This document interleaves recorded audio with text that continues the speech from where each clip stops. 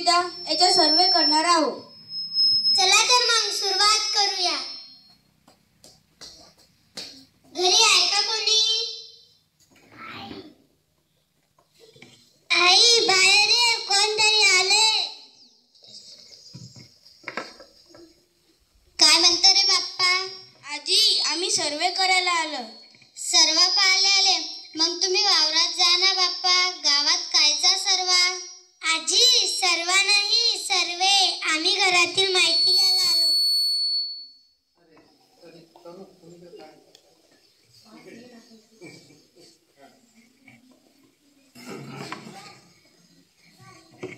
नमस्कार, आपण कुटुंब प्रमुख आहात का?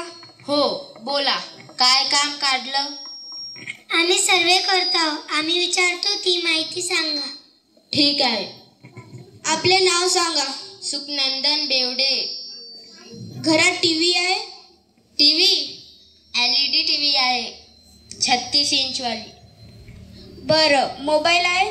मोबाईल अँड्रॉइड आहे। दिवसभर हे कार्टी मोबाईल पाहत राहते आणि शाळेत जायच्या नावानं बोंब। बरं, फ्रीज आहे? फ्रीज डबल डोअर वाला आहे, डबल डोअर वाला। बरं, संडास आहे? संडास नाही। का हो? टीव्ही आहे, मोबाईल आहे, फ्रीज आहे आणि घरात संडास नाही? संडास बांधायला पैसे नाहीत ना। ताई, तुम्ही संडासला कुठे जाता? काय सांगू ताई, रस्त्याच्या बाजूला बसावं लागतं। एक तर सकाळी दिवस निघायच्या आधी, नाहीतर रात्र झाल्यावर। एखाद्या वेळेस पोट मोकळं नाही झालं तर दिवसा फारच पंचायत होते। संडास बांधण्यासाठी यायले किती नाद लावला, पण हे काही ऐकतच नाहीत। पैसेच नाहीत तर कसा बांधू संडास?